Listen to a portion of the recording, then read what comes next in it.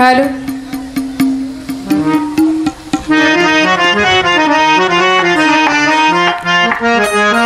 আপনারা কেমন আছেন সবাই? আছি মোটামুটি। আপনারা ভালো আছেন?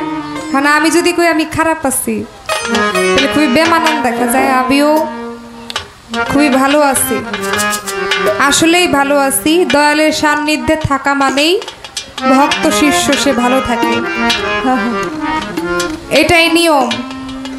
আমার দয়াল আমার কাছে বলেছে, মা তুমি কেমন আছো? যদি কও যে বাজান আমি কেমন আছি রে তা আপনি জানেনি, তাহলে এই কথা কইলে আমি কিন্তু নিব না। আমার দয়াল যে কি কথা আমার কাছ থেকে চাইতেছে, আসলে তো প্রকৃত ভক্ত হইতে পারি নাই। কইতেছে আমারে আমার দয়াল পাগড়ি বাইধা দিছে, আমিও সোনিয়ার একটা পাগড়ি বাইধা দিব, সেও আমার মতো ভক্ত বানানো শুরু করে দিব। দয়াল গো, আমি এখনো শিষ্যের ক্লাসই পাশ করতে পারি নাই, আর ভক্ত তো অনেক দূরের কথা। তবুও দয়ালের যদি মনে হয় যে আমি ভক্তের কাতারে পাশ করে গেছি, তাহলে আমি পাশ করে গেছি, যদি এটা দয়াল চায়। এটা আমার এখানে কোনো হাত নাই, আমার চাওয়ার পাওয়ারও কিছু নাই। তবে আমি দয়াল হইতে চাই না, আমি আমার দয়ালের গোলাম হয়ে তার দাসী হয়ে যেন জীবনটা কাটিয়ে দিতে পারি। এই দোয়া আশীর্বাদ আপনারা সকলে আমার জন্য করবেন। এখন আমাদেরকে বলা হয়েছে আপনারা একটু কথা কম কইবেন, গান বেশি করে গাইবেন। হ বাবা, গান তো আপনারা শুনবেনই। গতকালকে সারা রাত কতটি শিল্পী আইছিল, আমার কাছে লিস্ট আছে। আরিফ সরকার, আমাদের সুমন সরকার এখানে আছে, ইসাক সরকার আছে, আলমগীর সরকার, তারপরে শিশির সরকার, আমার বাবা তো আছেই, শুভ সরকার আমার শুভ ভাই, আরও অনেক শিল্পীবৃন্দ আছে। সারা রাত তারা গান শোনাইছে, অনেক সুন্দর সুন্দর গান। আসলে আমি তো এত সুন্দর করে গান গাইতে পারি না, তবুও চেষ্টা করব। আপনাদের দোয়া দয়া কৃপা যদি আমার প্রতি থাকে, তাহলে আমি আমার বাহির পাগলের কৃপা দৃষ্টি যদি আমার প্রতি থাকে, তাহলে হয়তো বা কিছু হলেও দয়ালিরই ইচ্ছা, দয়ালি করাইলে করাইতে পারে, সেদিকে লক্ষ্য রেখে চেষ্টা করব। তো এবার ছোট্ট করে একটি গান রাখবো। যেহেতু আমি যদি এত বড় করে যদি প্রশ্ন করি, আমার দয়াল দিতে গেলে কিন্তু বাবা ব্যাখ্যা করতে গেলে সেই সারাংশ কিন্তু সারমর্ম কিন্তু ছোটই হয় না? তো সেরকম বিষয় আমার দয়াল যত সুন্দর করে বুঝিয়েছেন, অবশ্যই আপনারা বুঝতে পারছেন। তো এরকম কিছু কথা বাবা, দয়ালদের পিছনে গোলামি করতে করতে দয়াল যখন রাজি খুশি হয়, দয়াল কিছু দিলে ভক্ত পাইতে পারে, আর সেই পাওয়াগুলো যদি আপনাদের উসিলায় আমি পাই আর আপনারাও পান, তাহলে আমাদের জন্য ভালো না? তারপরও চেষ্টা করব যে একটি কথা যতটুকু সংক্ষিপ্ত করা যায় ততটুকু সংক্ষিপ্ত করে দু একটি কথা রাখার আমি চেষ্টা করব।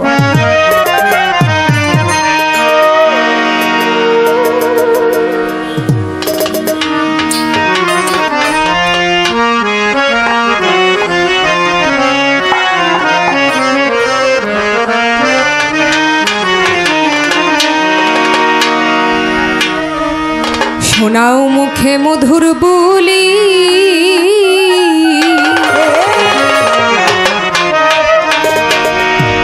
অমৃত সুধা দাও মোরে, সুধা খেয়ে ভব ক্ষুধা,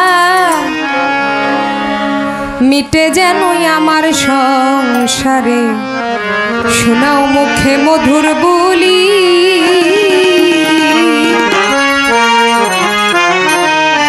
বলে যেখান থেকে গান রাখছো, কথা রাখছো, এর নিচে তুমি নাইবো না। তো আমি চেষ্টা করব আমার গানের মধ্যে এবার এমন কিছু দু একটি কথা আছে, অবশ্যই সেটার যে ভার, যে ওজন, অবশ্যই আমার দয়াল তিনি জ্ঞানী, তিনিও বুঝবেন এবং আপনারাও কথাগুলো বুঝতে পারবেন।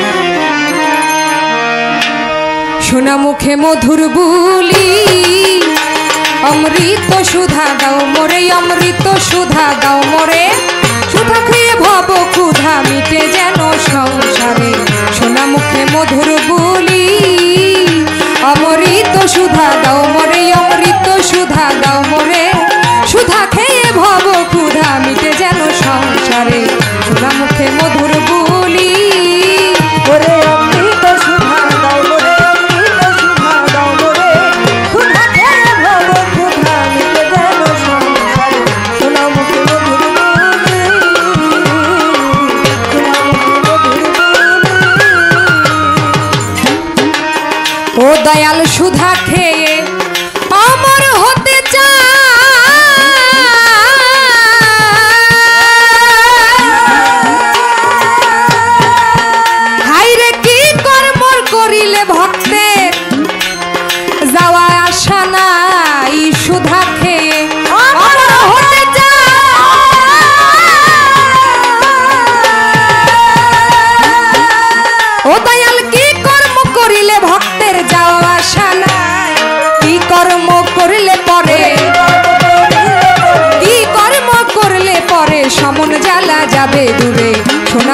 মধুর বুলি অমৃত সুধা দাও মোরে অমৃত সুধা দাও মোরে সুধা খেয়ে ভব ক্ষুধা মিটে যেন সংসারে সোনা মুখে মধুর বুলি ওরে অমৃত সুধা দাও মোরে অমৃত সুধা দাও মোরে সুধা খেয়ে ভব ক্ষুধা মিটে যেন সোনা মুখে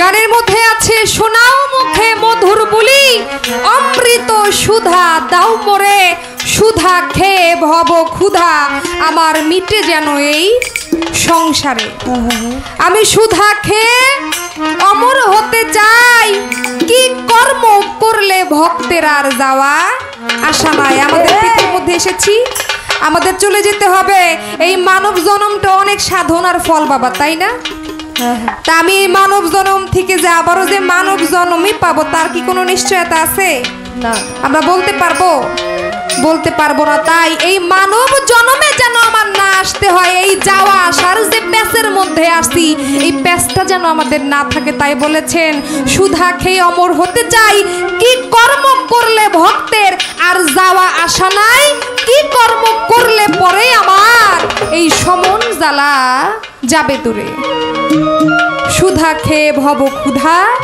আবার মিটে যেন সংসারে গানের মধ্যে দুটি কথা ছোট দুটি কথা আরেকটি কথা আছে আমার গানের মধ্যে দুটি কথাই আমি আমার দয়ালের কাছে রাখবো সোনা মুখে মধুর বুলি ওরে অমৃত সুধা দাও মোরে অমৃত সুধা দাও মোরে সুধা খেয়ে ভব ক্ষুধা মিটে যেন সংসারে সোনা মুখে মধুর বুলি সোনা মুখে মধুর বুলি আমানতি বস্তু দিলেন মালিক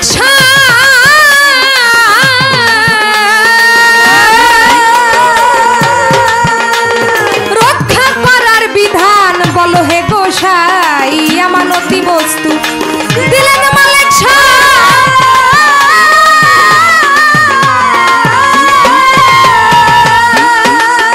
হাইরে রক্ষা করার বিধান বলো হে গোসাই খিয়ানতকারী পড়বে ধরা খিয়ানতকারী পড়বে ধরা কঠিন সাজা রোজ হাসরে খুদা মুখে মধুর বুলি অমৃত সুধা দাও মোরে অমৃত সুধা দাও মোরে সুধা খেয়ে ভব ক্ষুধা মিটে যেন সংসারে সোনা মুখে মধুর বুলি ওরে অমৃত সুধা দাও মোরে অমৃত সুধা দাও মোরে সুধা খেয়ে ভব ক্ষুধা মিটে যেন সোনা মুখে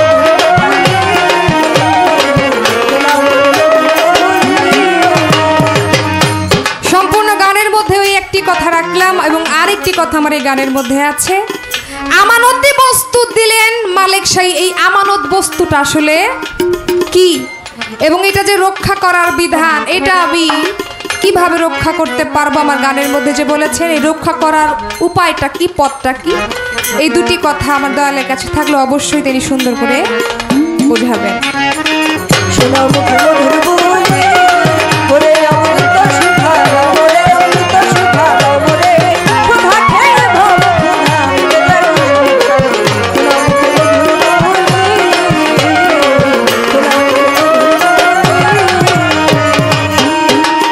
হাইরে সাধু শাস্ত্রে শুনিবারে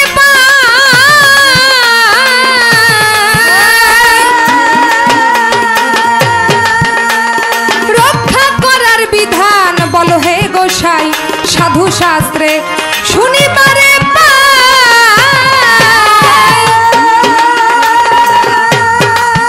হাইরে রক্ষা করার বিধান বলো হে গোসাই হরে মহাপাপী জালাল সরকার হাইরে মহাপাপী জালাল সরকার রশিদ চাঁদ নিজ গুণে নাও উদ্ধার করে সোনা মুখে মধুর বুলি অমৃত সুধা দাও মোরে অমৃত সুধা দাও মোরে সুধা খেয়ে ভব ক্ষুধা মিটে যেন সংসারে সোনা মুখে মধুর বুলি সোনা মুখে মধুর বুলি অমৃত সুধা দাও মোরে অমৃত সুধা দাও মোরে সুধা খেয়ে ভব ক্ষুধা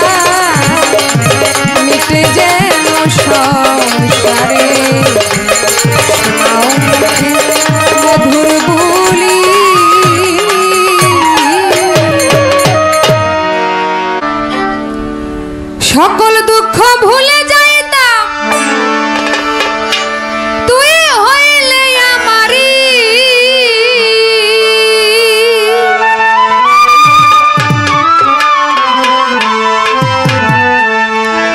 সকল দুঃখ ভুলে যাইতাম বাহির যান ও পাগল তুই হইলে আমারি বন্ধু আরে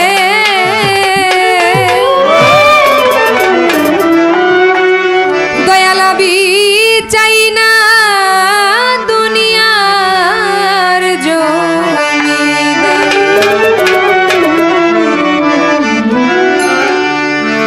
সকল দুঃখ ভুলে যাইতাম তুই হইলে আমারি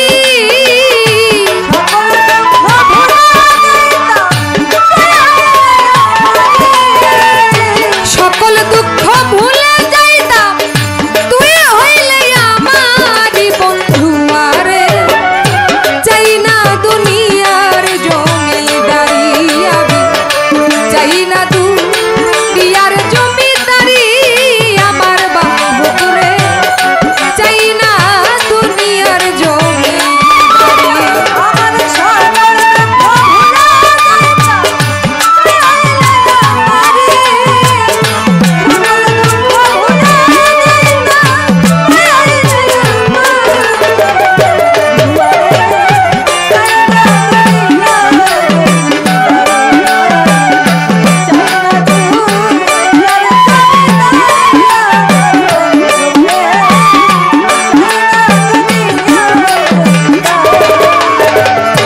কিসের বেহেস কিসের দোজখ আমি কি ভয় করি কিসের বেহেস কিসের দোজখ রে ওরে পাগল আমি কি ভয় করি আমি তোর নামে মিলাইয়া দিলাম আমার ভাবের জমিদারি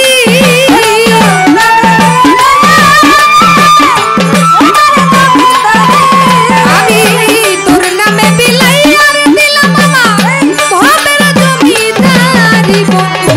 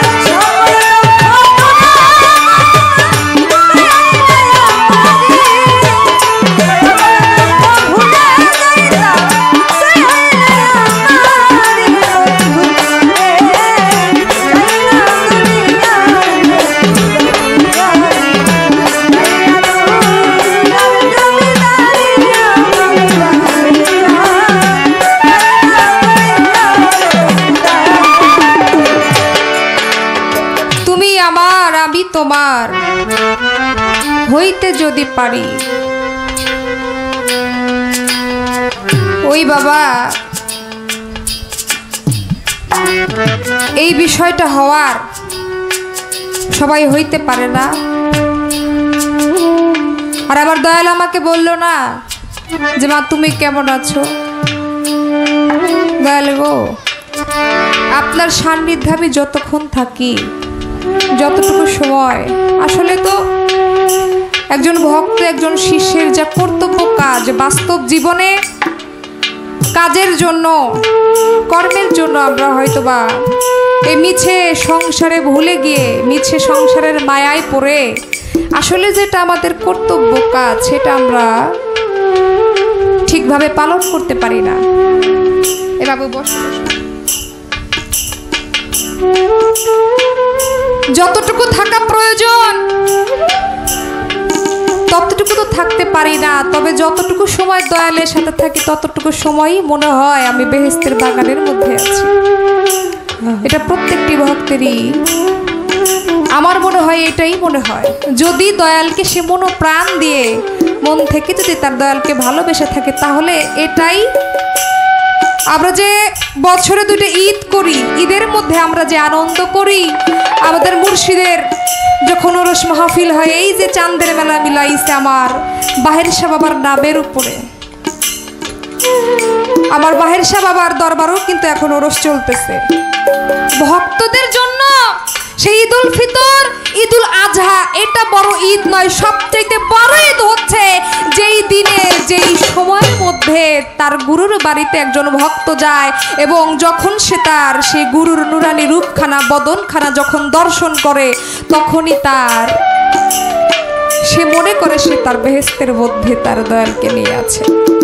ওইটাই, ওই সুখটা, ওই সময়টাই ভক্তের জন্য প্রযোজ্য। তাই দয়াল আপনার সাথে যতক্ষণ থাকি আমার কোন দিক দিয়ে সময় চলে যাবে নিজেও বলতে পারি না। তারপরে যে সময়টা থাকি এই সময়টা হয়তো অন্যান্য কাজের মধ্য দিয়ে যায়, তখন কেমন থাকি আপনিই জানেন। কিন্তু আপনার সাথে যখন থাকি তখন আমি ভালোই থাকি। দয়াল, আসলে আমরা তো ভক্ত হইতে পারি নাই, কিন্তু ভক্ত ইতিহাস রয়ে গেছে। যারা ভক্ত হয়েছেন, যারা দয়াল হয়েছেন, তারা অনেক পরীক্ষা দিয়ে চরম পরীক্ষা দেওয়ার পরে তাদেরকে উত্তীর্ণ করা হয়েছে যে আসলেই এ প্রকৃতপক্ষে ভক্ত, তাই না বাবারা? এমন ইতিহাস আমরা সকলেই জানি। আমির খসরু তিনিও পরীক্ষা দিয়েছিলেন, অবশেষে দেখা গেল তার দয়ালের রূপের সাথে রূপ মিলায় সে চলে গেছে, তার সাথে সাথে তার দয়ালও ভক্তের যন্ত্রণা সহ্য করতে না পেরে গুরু ভক্ত উভয়েই একসাথে বিদায় নিয়ে চলে গেছে। তো দয়াল ছিল, দয়ালের নাম ছিল দেলোয়ার শাহ, তার ভক্ত ছিল, তার ভক্তের নাম ছিল জুলহাস। তো দয়ালের বাড়ি তোরস হইতো, মাহফিল হইতো, এমনি ভাবে মেলা লাগতো। তো গুরু বাড়িতে ভক্তরা আসে, কিছু ভক্তরা গরিব হয়, অনেক ভক্তরা ধন সম্পদের মালিক হয়, তাই না বাবা? কিছু ভক্তের যাদের নাকি ধন সম্পদ বেশি ছিল তারা দরবারের দায়িত্বে ছিল, কিছু কিছু দায়িত্বে। কিন্তু জুলহাসের টাকা পয়সা ছিল না বিধায় দরবারে কিছু দিতেও পারতো না, তার কোনো আসনও ছিল না। কিন্তু যত ভক্ত আছে সবচাইতে মনে হয় দয়াল জুলহাসকেই একটু বেশি ভালোবাসে। দয়ালের কি লাগবে, কখন কি লাগবে না চাইতেই, দয়াল না চাইতেই দয়ালের সামনে নিয়ে দেওয়া, এর নামই হচ্ছে ভক্ত। তো দেলোয়ার শাহর কখন কি লাগবে জুলহাসকে বলতে হয় না, জুলহাস বলার আগেই তোমার দয়ালের সামনে নিয়ে হাজির করে ফেলে। এগুলো দেখে ভক্তরা, কিছু কিছু ভক্ত তারা কানা ঘোষা করতে লাগলো যে দরবারে আসি, 2-4টা দিন থাকি বছরে, দয়ালের সাথে একটু মনের কথা আলোচনা করব। কিন্তু এই জুলহাসের কারণে আমরা তো দয়ালের আশেপাশেও যাইতে পারি না। তো এই জুলহাসকে দরবার থেকে তাড়াইতে হবে। কেন জুলহাসকে দয়াল এত ভালোবাসে, এই ভালোবাসার কারণটা কি? দরবারের ওরস যখন শেষ হয়ে গেছে, সবাই যার যার বাড়িতে চলে গেছে, কিছু ভক্ত রয়ে গেছে। তারা জিজ্ঞেস করবে তার দয়ালকে যে দয়াল, আপনাকে একটা কথা জিজ্ঞেস করার জন্য আমরা রয়ে গেছি। দয়াল বলতেছে কি কথা বাবা? কয় আমরাও দরবারে আসি, জুলহাসও দরবারে আসে, কিন্তু আমাদের মনে হয় আপনি যেন জুলহাসকে একটু বেশি ভালোবাসেন। এর কারণ কি? আপনি জুলহাসের মধ্যে এমন কি দেখছেন যার কারণে আপনি জুলহাসকে এত ভালোবাসেন? ও তো দরবারে একটা টাকাও দেয় না, কিছুই করে না, কিন্তু আপনি ওরা এত ভালোবাসেন কেন? দেলোয়ার শাহ তার ভক্তদেরকে বলতেছে, বাবারা তোমরা কি দেখতে চাও নাকি শুনতে চাও আমি কেন জুলহাসকে এত ভালোবাসি? ভক্তরা বলতেছে, বাবা যদি দেখতেই চাই, যদি দেখতেই পারি, তাহলে আমাদের শোনার আর কোনো দরকার নাই। দয়াল ভক্তদেরকে আদেশ করলো, বলল যাও তোমরা একটা নৌকা ভাড়া করো। তখন ছিল বর্ষার সময়, পানি হয়ে গেছিল। আমি এই নৌকায় করে তোমাদেরকে নিয়ে আমার জুলহাসের বাড়িতে আমি যাব। দয়ালের কথা অনুযায়ী ভক্তরা নৌকা ঠিক করলো। ঠিক করার পরে নৌকায় যখন সবাই উঠলো, নৌকাটা যখন ছেড়ে দিল জুলহাসের বাড়ির উদ্দেশ্যে, ওই যে কথা বলছে না, একটা কথা আছে, গুরু আর ভক্ত এখানে কোনো তারের প্রয়োজন হয় না, বিনে তারে দয়ালের সাথে ভক্তের সাথে সংযোগ হয়ে যায়। যখন রওনা দিছে, জুলহাসে বলতেছে তার বিবিকে, বলতেছে বিবি রে, আজকে আমার মনটা যেন একটু কেমন কেমন লাগতেছে। আমার মনে হইতেছে আমার দয়াল মনে হয় এই রাস্তা দিয়েই মনে হয় আসতেছে। আমি পথপানে আমার দয়ালের জন্য চেয়ে থাকবো, আসলেই কি আমার বান্ধব আমার বাড়িতে আসতেছে। জুলহাসে বসে রয়েছে পথপানে চেয়ে, যখন দেখে আস্তে আস্তে একটা নৌকা কিনারে এসে ভিড়তেছে, সঙ্গে সঙ্গে দেলোয়ার শাহ যখন নৌকা থেকে নামলো, জুলহাস দৌড়ে গিয়ে দয়ালের চরণে পড়ে গিয়ে বলতেছে, দয়াল রে, আপনি আমার বাড়িতে আসছেন, আমি কখনো কোনোদিনও কল্পনাও করতে পারি নাই আপনি আমার বাড়িতে আসবেন। দেলোয়ার শাহ বলতেছে, বাবা আমি তো একা আসি নাই, তোমার আরো গুরু ভাইয়েরা আসছে, তারাও থাকবে, আমিও থাকবো, কয়েকটা দিন তোমার বাড়িতে আমরা থাকবো। গুরু সেবা কাকে বলে? যে কয়টা দিন জুলহাসের বাড়িতে তারা ছিল, তার ভক্তরা দেখছে জুলহাস তার দয়ালকে কেমন করে সেবা যত্ন করেছে।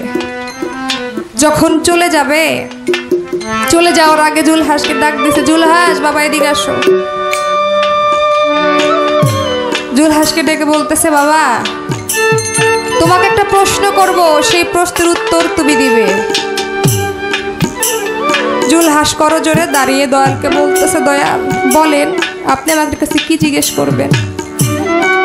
তখন দেলোয়ার শাহ বলতেছে, বাবা তুমি আসলে কার? জুলহাস তার দুটি নয়নের জল ছেড়ে দিয়ে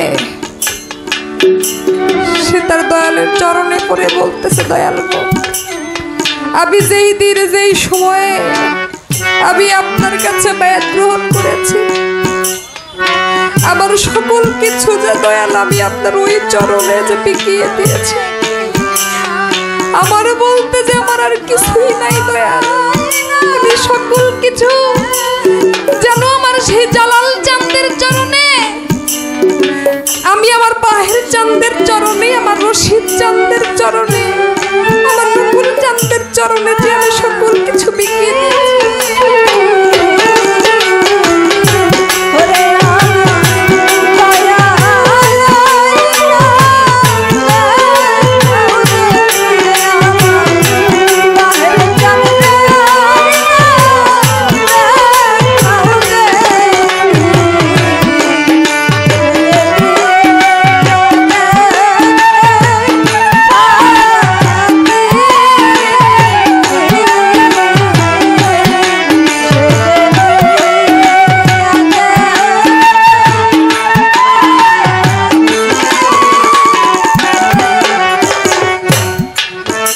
আশা বলতেছে বাবা তুমি যদি আমার হও তাহলে এই যে ঘরের নিচে বৈশা আছি ঘরটা তাহলে কার? জুলহাস করো জোরে দয়ালের চরণে পড়ে বলতেছে দয়াল আমি যদি আপনার হই তাহলে এই ঘরটাও দয়াল আপনার। বলতেছে তাহলে এই মাত্র এক্ষুনি এই ঘরটা ভেঙে আমার নৌকার মধ্যে উঠায় দাও। বাবা দয়ালের বলতে দেরি আছে, ভক্তের ঘর ভাঙতে দেরি নাই। সঙ্গে সঙ্গে ঘরটা ভেঙে দয়ালের নৌকার মধ্যে উঠায় দিছে। বলতেছে গোয়াল ঘরে দেখি দুইটা গরু, গোলা ভরা ধান, এগুলো কার? জুলহাস। জুলহাসে বলতেছে দয়াল সকলে যে আপনার দয়াল। কই তাহলে সকল কিছু আমার নৌকার মধ্যে উঠায় দাও। কই দেখি উঠান দিয়ে আমার মা জননী হাঁটাহাঁটি করে, আমার এই মা জননীটা কার? কই মা জননীটাও আপনার। কই তাহলে তাদেরকেও বলো আমার নৌকায় গিয়ে বসতে। সবাই যখন নৌকার মধ্যে উঠে গেল, উঠার পরে দেলোয়ার শাহ বলতেছে বাবা তোমরা এবার নৌকাটা ছাইরা দাও। যখন বাবা নৌকাটা ছাইরা দিছে জুলহাস যেন হাউ মাউ করে চিৎকার করে শুধু দেলোয়ার শাহ বলে কাঁদতেছে। অন্যান্য ভক্তরা বলে বাবা দেখছেন আপনি জুলহাসের বাড়ি নিয়ে আসছেন, গরু নিয়ে আসছেন, তার স্ত্রী পুত্র নিয়ে আসছেন, তার গোলা ভরা ধান নিয়ে আসছেন, এই কারণে জুলহাস কাঁদে। দেলোয়ার শাহ বলে আমার জুলহাস যদি এই কারণেই কাঁদে তাহলে তোমরা নৌকা চালাইও না, নৌকাটা আবারও তোমরা ঘাটে ভিড়াইয়া দাও। নৌকাটা ঘাটে ভিড়াইয়া দেলোয়ার শাহ বলতেছে জুলহাস, ও জুলহাস বাবা তুই কান্দোস কেন? তোর বাড়ি ঘরে নিয়ে গেছে এই জন্য কান্দোস, তোর বউ নিয়ে গেছে এই জন্য কান্দোস? জুলহাস কয় না বাবা আমি তো এই জন্য কান্দি না। কয় তাহলে কান্দোস কেন?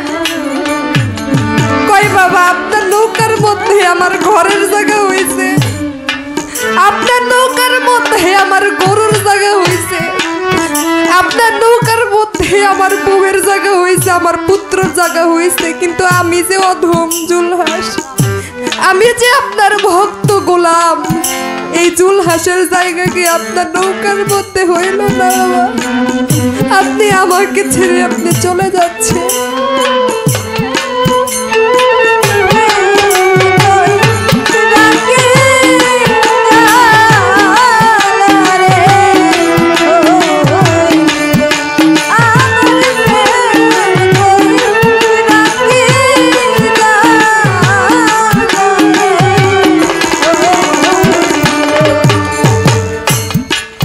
আমি জনমে জনমের দয়াল চাই থাকবো তোমার চরণ দাসী হইয়া। জনমে জনমের জালাল চাই থাকবো তোমার চরণ দাসী হইয়া। আমার পাপী দেহ ধন্য হবে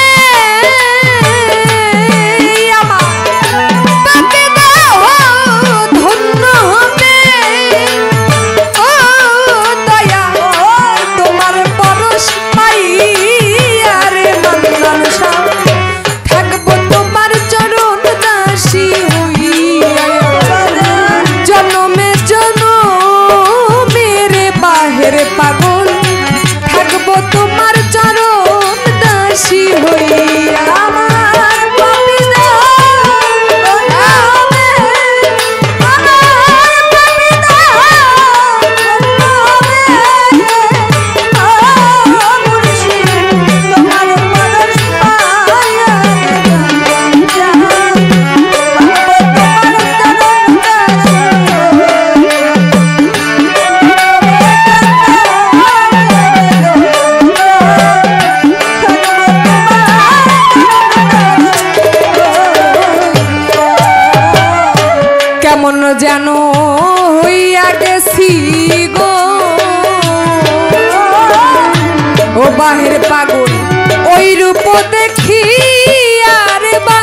বান্ধব তোমার ওই রূপ দেখিয়া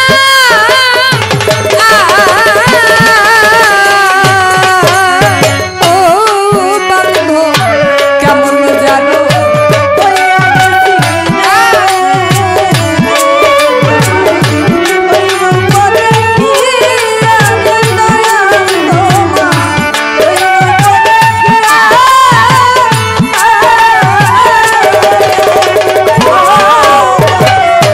কেমন যেন হইয়া গেছি গো ওই রূপ দেখিয়া রে বন্ধু তোমার ওই রূপ দেখিয়া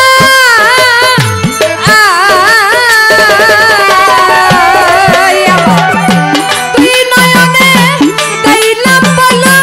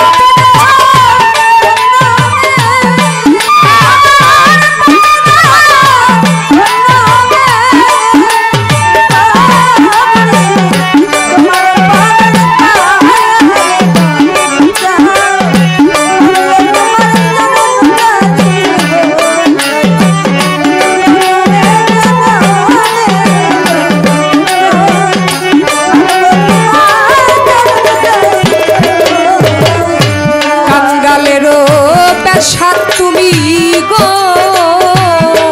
আজি কইয়াছ লুকাইয়া রে রশিদ জানাবা কইয়াছ লুকাইয়া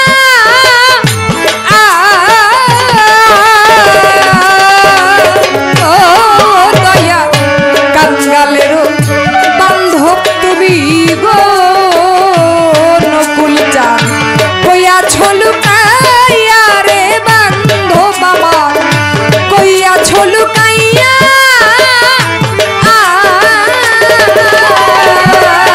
ওরে আমিও ভাগিনী কান্দি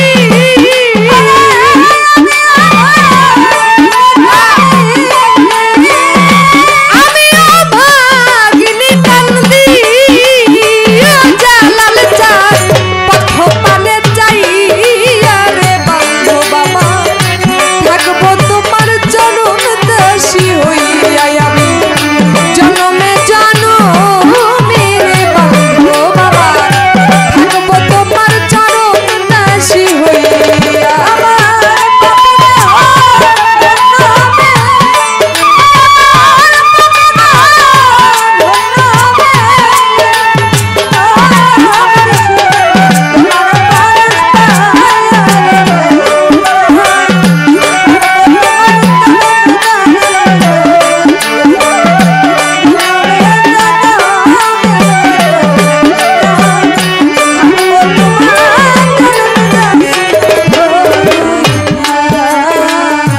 আবার যদি পাঠাও ভাবে গো ওরে আমার মানব জন্ম দিয়া রে বান্ধব বাবা পূর্ণ জন্ম দিয়া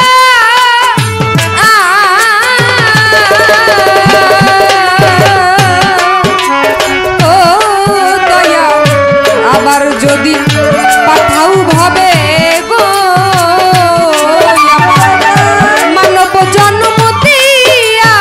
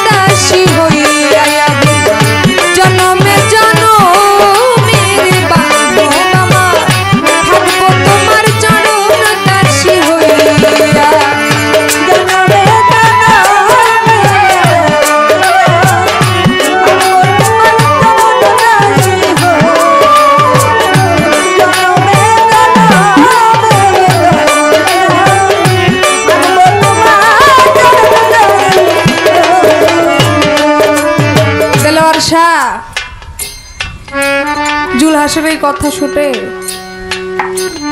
বলে, বাবা তোর জায়গা তো পায়ের নিচেটা, তোর জায়গা আবার এই বুকের মধ্যে। গুরু ভক্তের এই দৃশ্য দেখে ওই ভক্তরা বুঝতে পারে আসলে ভক্তর মতো যদি ভক্ত হতে পারে তাহলে দয়াল তাকে কখনোই ছেড়ে চলে যায় না। হয়তো বা আমাদের বাহির চান, আমাদের বাহিরে পাগল, আমাদের চর্ম চোখের আড়ালে চলে গেছে, কিন্তু বাবা কিন্তু সব দেখতেছে। আমার রশিদ চান বাবা, আমার নকুল চান, তারা আমাদের চর্ম চোখের আড়ালে চলে গেছে, কিন্তু তারা কিন্তু তার ভক্তদের খেয়াল নজরে ঠিকই অবশ্যই রাখে। তাই যদি কোনো ভক্ত তার মুর্শিদকে ডাকতে পারে আর ভালোবাসার মতো করে বাসতে পারে তাহলে দয়াল কখনোই তার ভক্তকে ছেড়ে দূরে কোথাও যাইতে পারে না। তাই